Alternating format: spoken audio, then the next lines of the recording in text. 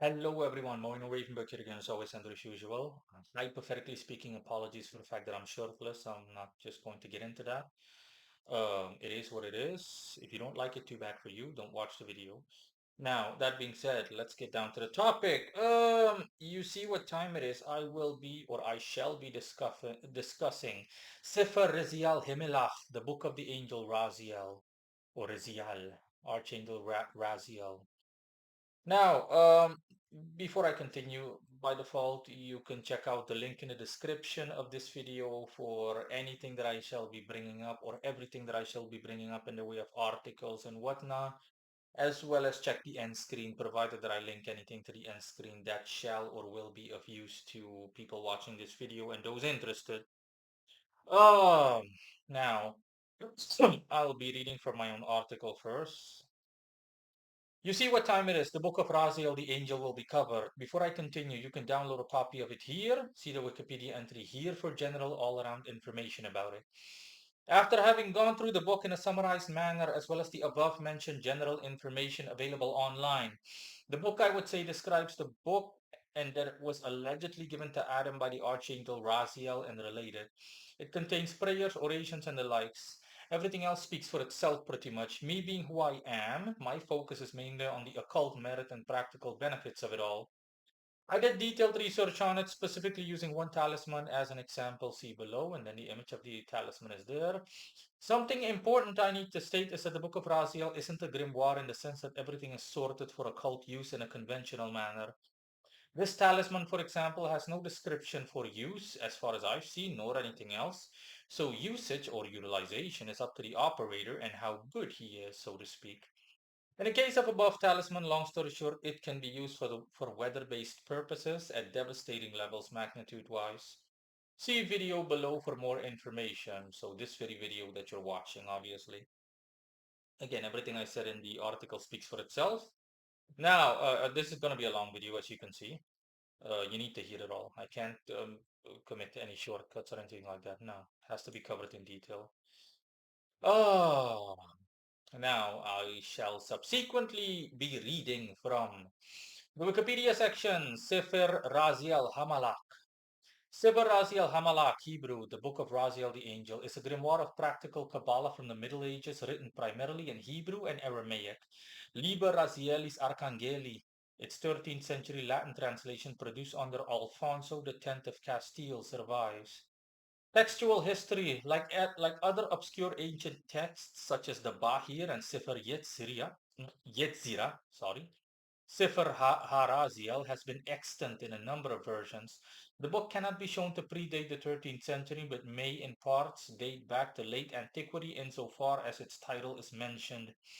In another magical work of late antiquity, The Sword of Moses, the book claims to have been revealed to Adam by the angel Raziel. Critical historians regard it as a medieval work, most probably originating from Ashkenazi Hasidim, as citations reliant on the main body content of the work as we receive it begin to appear in the 12th century.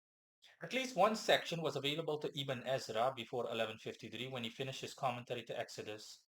The likely compiler of the medieval version is Eleazar of Worms as Sepher Galei Razia, which developed into what we have now as Sepher Raziel, including more writings written by people of various theological opinions according to Jacob Emden. It was compiled by Abraham Abulafia. And then we have the contents. Sepher Raziel Hamalak draws heavily on Sepher Yetzirah and Sepher Hazrazim, Book of Secrets. There are multiple manuscript versions containing up to seven tractates. The printed version of Sepher Rezial is divided into 5 books, some of it in the form of a mystical midrash on creation. It features an elaborate angelology, magical uses of the zodiac, gematria, names of God, protective spells, and a method of writing magical healing amulets. Book 6 of the Liber Razielis is based on Sefer Harazim with various additions including the Prayer of Adam of Sefer Adam. The book became notorious in German Renaissance magic, named together with Picatrix as among the most abominable works of necromancy by Johannes Hartlieb, or in German Johannes Hartlieb. The Prayer of Adam is paraphrased by Nicholas of Cusa in 2 sermons, Sermo 1 for 16.25 Sermo XX 8, 10 to 13, paragraph wise. And further made use of by Johann Reuchlin in his De Arte Kabbalistica. Conrad Bolstatter in the 15th century also shows awareness of the Latin version of the Prayer of Adam, an interpolation in CGM 252, although he replaces Raziel with Raphael and Set with Sem. Tree of knowledge. Adam in his prayer to God apologized for listening to his wife Eve, who was deceived by the snake into eating from the tree of knowledge. According to the book of Raziel, God sent the highest of his angels, Raziel, to teach Adam the spiritual laws of nature and life on earth, including the knowledge of the planets, stars, and the spiritual laws of creation. The angel Raziel also taught Adam the knowledge of the power of speech, the power of thoughts, and the power of a person's soul within the confines of the physical body and this physical world. Basically, teaching the knowledge with which one can harmonize physical and spiritual existence in this physical world. The angel Raziel teaches the power of speech, the energy contained within the 22 letters of the Hebrew alphabet, their combinations and meanings of names. Adam and Abraham. According to Jewish traditions, the angel Raziel was sent to earth to teach Adam as he prayed for guidance after the fall, and then returned to teach Abraham spiritual knowledge and laws because he had an elevated soul. The book of Raziel explains everything from astrology to how the creative life energy starts with a thought from the spiritual realms, prior to manifestation as speech and action in this physical world. The eternal divine creative life energy of this earth is love. The book explains the spiritual laws of birth, death, reincarnation of the soul, and many spiritual laws of change. The Heptameron ascribed to Petrus de Apono is based on the book of Raziel. And then we have additions, lastly, from Amsterdam, and it just goes on like that, etc., etc. You can view those for yourself as well as references and further reading.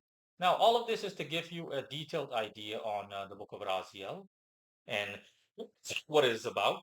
Me being who I am, the strongest magician there is, even if I say so myself. I mainly care about just like the average person, the practical benefits. I mean, speculation and whatnot, and the background story and what is good and all.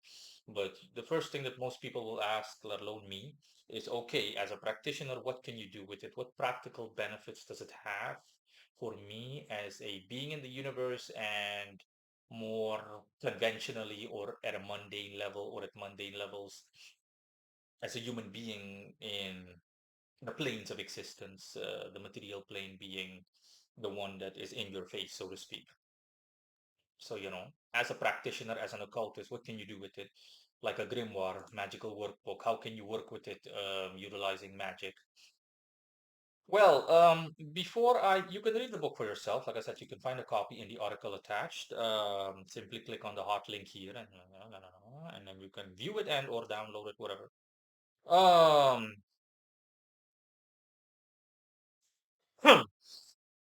So long story short, everything that the Wikipedia says, that's exactly what the book is about in a nutshell, a very small nutshell, because there is a lot. The book is quite large by average grimoire PDF standards, if you will. It's like 100, under 200 megabytes. Usually, like the other grimoires that I have in my collection, like the average person has, like the average practitioner, such as the Lesser Key of Solomon, la la la la. It's like what, 20 MB or less, 15 MB, 25, whatever. In any case, it's big, uh, hypothetically speaking. And like I said in my article, it is not conventional when I read it because I simply read across it really quickly. I can absorb information easily. So it's like, That's why. Otherwise, it would take longer, of course, if I read like the average person, like a book. No, it would take a while. It would take days. So yeah, like I said, it's not like the average grimoire where you have like, okay, this item, this entity, this, that, and then you see the description. It can do this and this and that and that. No, not at all. It's quite similar, purely hypothetically speaking, to the Bible, as in the Testament or any mainstream religious work, you will, if you will, and whatnot. Any of the testaments.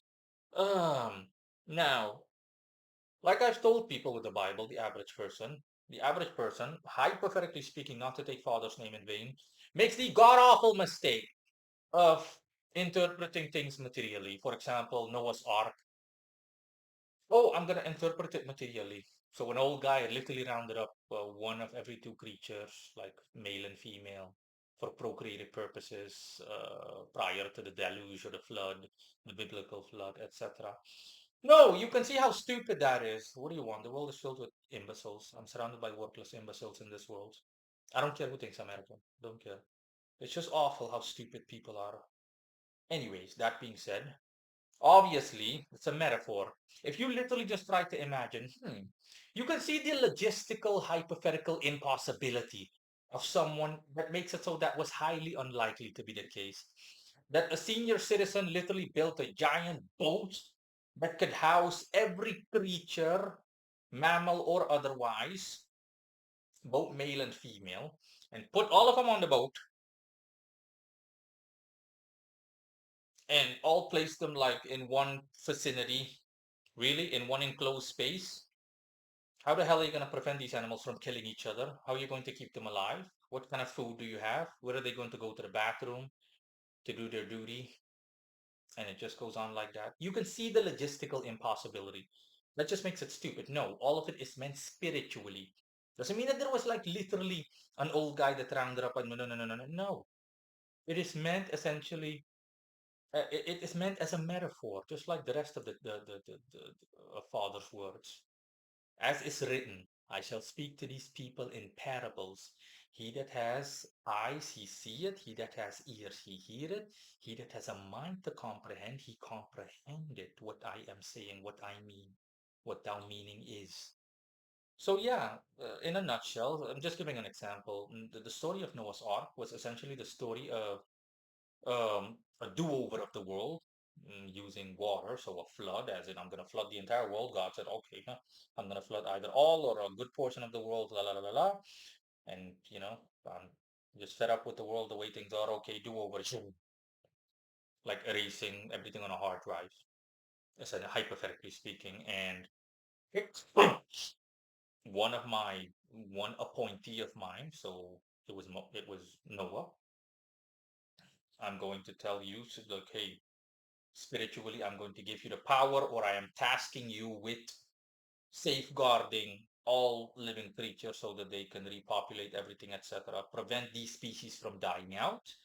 And I want you to do so by using a specific power that you have that I've bestowed upon you, etc., etc., etc. That is like a metaphor for the ark. It is like a safeguard. That's why, for example, I think there are some metaphorical buildings that are called the Ark.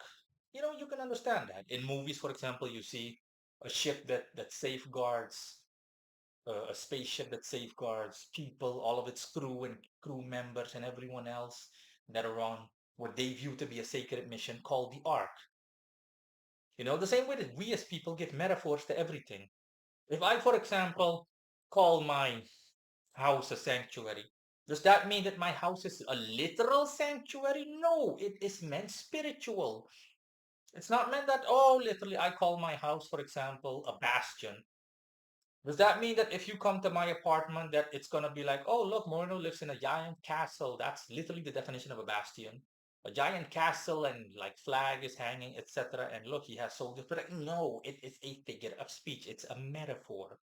It simply means that my apartment is essentially the harbinger, or the safekeeping, what have you, of my energy, as in everything that makes me me, and that can be seen as, at the very least, figuratively unbreakable or untouchable or impregnable, as a figure of speech, strictly, at the very least.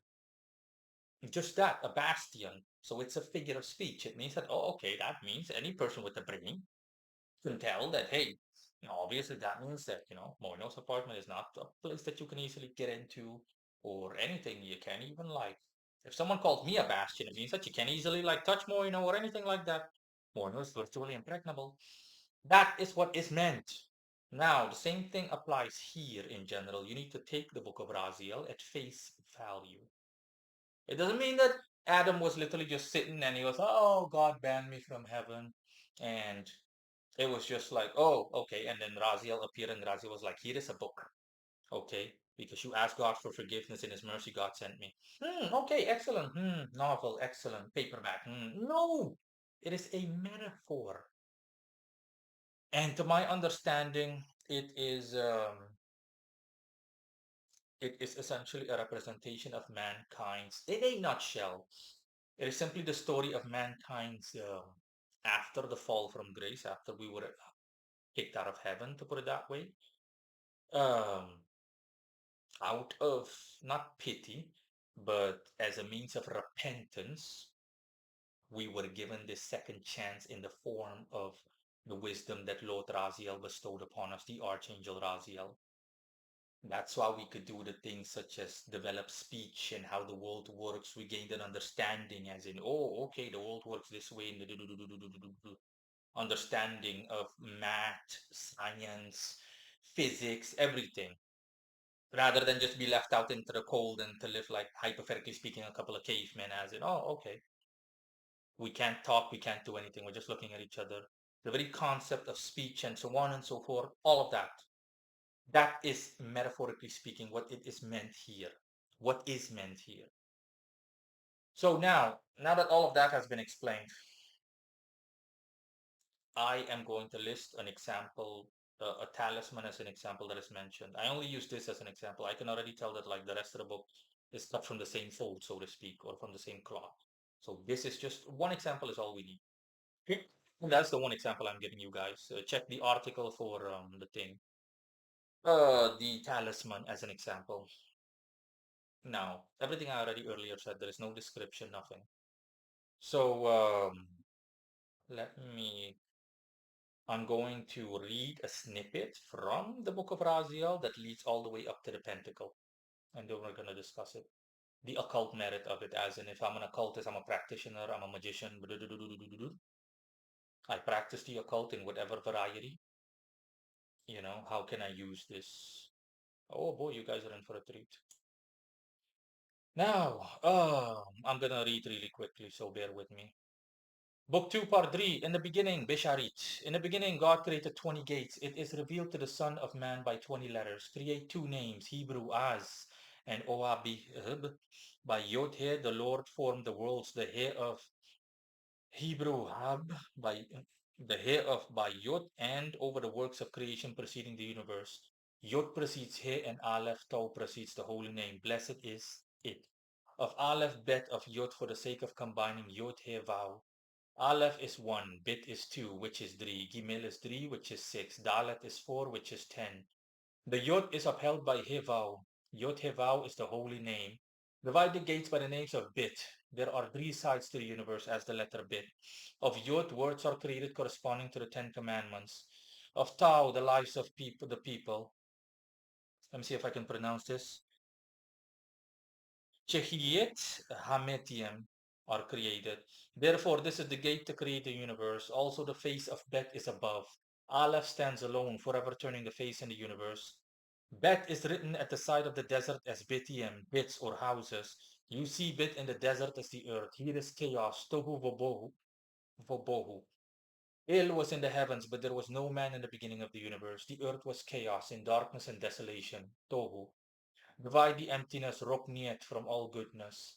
And it just goes on, guys, like that. It's going to take way too long if I'm just going to read all of the paragraphs and everything. Now, I'm simply going to read a section that applies to the talisman, so around the talisman, paragraph-wise. Of God there is none like him, only in the image in order to understand the teaching. Thus the river goes forth from the mouth of Adon.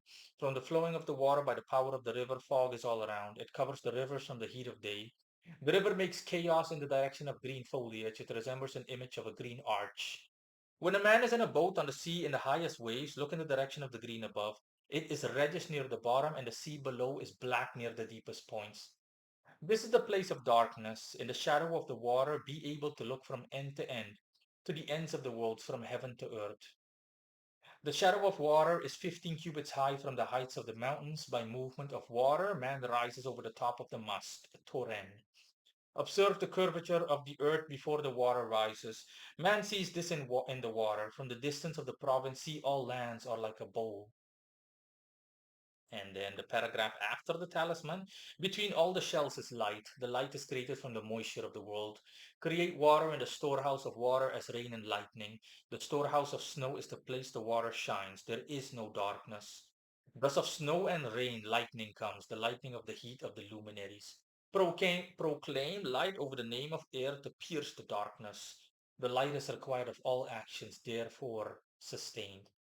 It is written, let there be understanding of light. Also, it is written, let there be light to sustain the requirements of light. Also, it is written of the reverence of Elohim by light. Goodness completes the requirements of action. Speak in goodness over the light, not over the heavens and earth. The water is above, let there be light, not being heaven, not earth, and not water. Therefore, it is not written. Let there be understanding, let there be light. The river of fire is shining between the clifford. Oh, and it just goes on like that. And the talisman description, the only thing in the way of a description. Figure 2, the translation of this talisman, Hebrew, reads, light fills earth above water. And that is it. Okay, now, again, like I said, I took this talisman as an example. There is no description as you've seen for yourself. There is only, I mean, there is no description in terms of, hey, this is an occult item, this is how you can use it, like a manual. Nope. You heard certain snippets. Understand that these are snippets only of surrounding the talisman that I read. So based on everything I've said up to this point, you could see the sheer magnitude of this thing. I mean, wow. Now I looked into this talisman, and my simple question was, well, not so simple, but simple to me. So okay, if I were to use this thing, and I just overall in general, doesn't matter how I use it, if I just print it on paper, or if I create a pentacle out of it on silver or gold or whatever. My point is, if I use this in general, my question was, what can I use it for? And all things relating to it. And oh boy, words can't describe how rawly powerful this thing is. Like the Solomonic Pentacles from the Greater Key of Orders, the Order of the Pentacles, the Greater Key of Solomon, they're quite similar. For occultists, I'm making a comparison only as a figure of speech. We're not comparing literally. The pentacles are more refined and therefore more practical for occult use. This is single-handedly throughout my entire life and career up to present day, the rawest occult item I have ever laid eyes upon in terms of sheer power and magnitude. Oh, now this talisman, what this talisman can be used for is weather related as a broad description, weather related elements. So think anything that has to do with the sea, the air, and the earth element wise. It's quite broad, so it can be used for a plethora of purposes. But that's not so much what will terrify people. What will terrify people is when I say that this thing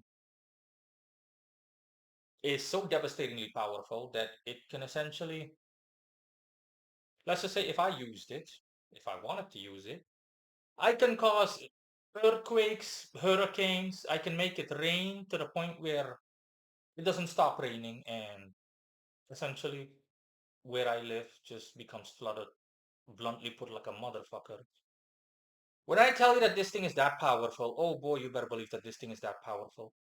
And when I saw it, I was like, holy crap, wow. And it's me, people. When I say, based on who I am, that something is powerful, you better be like, no, listen, if Moino said that this thing is powerful, then this thing is dangerous. You better believe it's dangerous. It is so dangerous that I strongly recommend that people do not use it. This is only for theological purposes, for anyone that is looking in research and wants to know in detail what the Sepher Rezial is about, or Liber Razielis. It is so ridiculously powerful that it's like you can compare it to the magical equivalent of having nuclear launch codes that can like wipe a country out, or a city at least. It's just It is that powerful. And that raw power makes it ridiculously explosive. I'm not saying it's more powerful than, for example, a pentacle or anything. The concept of comparison does not apply. I'm simply saying from an occultist perspective, purely theoretically, okay, the pentacles, they're also dangerous and explosive, like I've said. The average person, good luck bringing the full power out of those pentacles. I'm the only one that can do so, even if I say so myself. And you already see that, hey, pentacle can cause earthquakes and all of that, la la la la la la la. Okay, but the difference is that they are more adapted, hypothetically speaking, mechanical wise, for occult utilization or occult use. This, on the other hand, that's why there is no description because it is not meant for occult use in the conventional, traditional way, grimoire style, occult manner. That's why there is no description. But if you wanted to use this as an occultist, you take this. And I saw that, I was like, oh boy, and not just that, it's like going to essentially disrupt a good deal of my life, my environment, everything. So this talisman, essentially, and or better said, the power that it holds, is like, I don't give a shit. Boom! You know? And this is me, like I said. So I bring out maximum power out of this thing. In theory, I would bring it out. Now, after the detailed looking into it, I looked into it further and I said to myself, okay, a specific technique that I apply in order to not like, in order to mitigate or to negate any negative effects this thing, any magical or occult technique has, is by default that I command it to, hey, I'm going to use you. I command it in such a way. Long story short, I am going to use you and I'm going to, when I use you, I want you to do your thing, your duty by me as commanded, la la la, without causing any problems whatsoever. So you do your job without any negativity. Nothing. I don't want any negativity. That's the only condition under which you are allowed to work for me. And generally speaking, that works fine. Well, guess what? I took a look at this thing and I was like, okay, now let me see in detail. If I were to use my mitigationary technique, I were to tell you, hey, listen, talisman, I want to use you, but you do your thing without causing any problems for me whatsoever. The answer was pretty much like, I can do it, but only up to a hypothetically speaking minor extent. For the rest, it's like, nope, I'm still gonna fuck shit up and blow everything up and blah. I was like, really? Wow. So even that wouldn't work on you. Hmm. And why? Because its nature is too raw. It is too raw. I repeat, it's too raw. It's purely for the purposes of an example. Let me give a perfectly corresponding examples, but it's obviously just an example. It's not meant in any way, shape, and or form negatively meant towards the Liber Razialis as a whole, towards the book and the talisman as a whole. This thing, it's you can hypothetically, figuratively speaking, only compare it to, for example, to the following situation. Someone has bad body odor.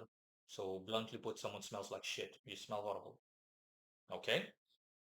Now, someone smells horrible. You tell the person, okay, you smell horrible, you know, you need to take a bath. And the person tells you, no, it doesn't matter what I do, man. It's just my natural body odor. You go above and beyond. You tell the person, okay, use lemon on your armpits and the rest of your body, you know, I'm gonna cleanse you using dragon's blood incense. You go like the whole 21 yards and beyond, you know, spray you with perfume, etc., etc. You go through all that effort and the person still smells. And you're like, wow, so there is essentially no hope for you. And the person like, I told you. I smell horrible, I know. I can't do anything about it. I told you. Like literally, I think you could cut me open even and take out my sweat glands and I'd still smell like crap. And I would like, and then you'd be like, yeah, I think we can literally do that. Plastic surgery, I mean, surgery even isn't gonna help. Wow, you really smell horrible. You really smell like shit naturally. I'm like, yeah, can't do anything about it. Now, this is just an example. In that same context, like I said, this talisman, as well as anything else you can use in the Liber Razielis in this book, is of such a devastatingly explosive nature that its power is too raw, again, in turn, to the point where it cannot be contained. And so, like I said, if I can't contain it, then I wish anyone else the best. So for that same reason, I am warning any of you, do not, I repeat, do not use it. Do not use it. Because all hell is literally and figuratively speaking going to break loose in your life with all the negative consequences that follow. So again, if I, the strongest magician in the world, I use this thing, guess what would happen? The country I live in would be flooded. It would rain nonstop and it wouldn't stop, like monsoon nonstop. And people would be like, what the fuck is going on? Lightning, thunder, hurricane, winds, 200 kilometers an hour winds, all hell is breaking loose. Everyone is like, what the fuck is happening? What the hell is happening? We're all gonna die. Ah, what's happening? Yes, tornado, everything. And it would sweep me away with everything I have, am, and own alongside everyone in my direct vicinity nationwide. If you're not careful beyond that, are you kidding me? I might like take out the entire continent, hypothetically speaking. That is the level of power we're talking about. So yeah, when I saw it, I was like, wow. So this is not playing around. Wow. So this is the level of primordiality we're talking about.